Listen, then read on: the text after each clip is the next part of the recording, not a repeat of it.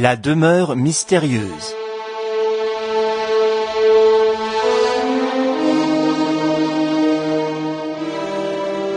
D'après Maurice Leblanc.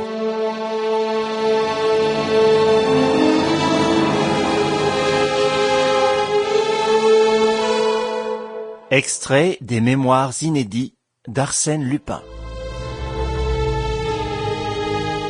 En relisant les livres où sont racontées, aussi fidèlement que possible, quelques-unes de mes aventures, je m'aperçois que, somme toute, chacune d'elles résulta d'un élan spontané qui me jetait à la poursuite d'une femme.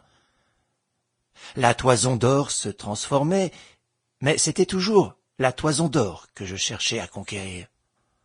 Et comme, d'autre part, les circonstances m'obligeaient chaque fois à changer de nom et de personnalité, j'avais chaque fois l'impression que je commençais une vie nouvelle, avant laquelle je n'avais pas encore aimé, après laquelle je ne devais plus jamais aimer. Ainsi, quand je tourne les yeux vers le passé, ce n'est pas Arsène Lupin que j'avise au pied de la Cagliostro, ou de Sonia Krishnoff, ou de Dolores Kesselbach, ou de la demoiselle aux yeux verts. C'est Raoul d'Andrézy, le duc de Charmerace, Paul Cernine, ou le baron de Limésie. Tous me paraissent différents de moi, et différents les uns des autres.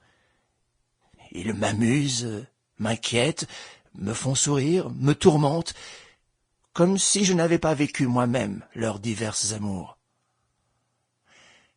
Au milieu de tous ces aventuriers qui me ressemblent comme des frères inconnus, peut-être ai-je quelque préférence pour le vicomte d'Eneris, gentilhomme navigateur et gentleman détective, qui batailla autour de la demeure mystérieuse pour conquérir le cœur de l'émouvante Arlette, petit mannequin de Paris.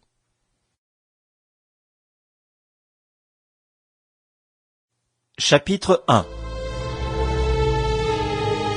Régine, actrice. L'idée, charmante, avait reçu le meilleur accueil dans ce Paris généreux qui associe volontiers ses plaisirs à des manifestations charitables.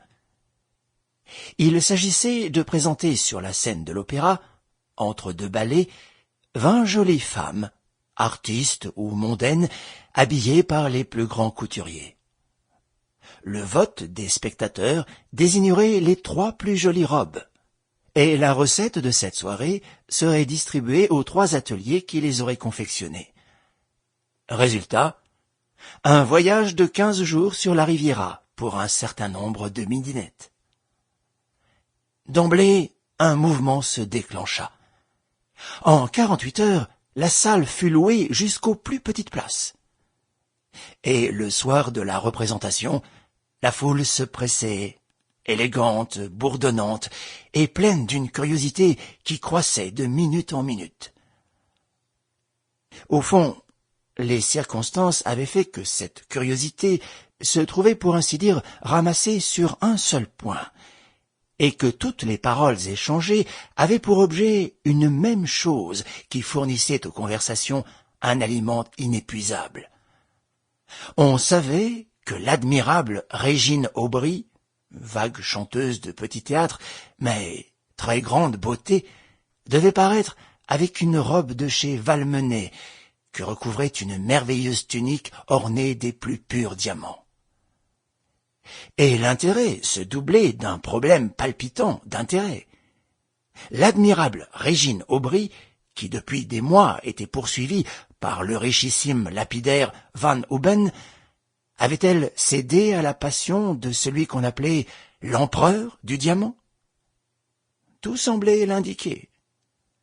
La veille, dans une interview, l'admirable Régine avait répondu « Demain, je serai vêtue de diamants.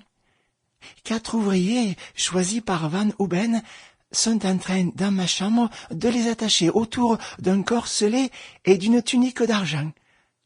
Valmenet est là, qui dirige le travail. » Or, dans sa loge de Corbeil, Régine trônait, en attendant son tour d'exhibition, et la foule défilait devant elle comme devant Sample complete. Ready to continue?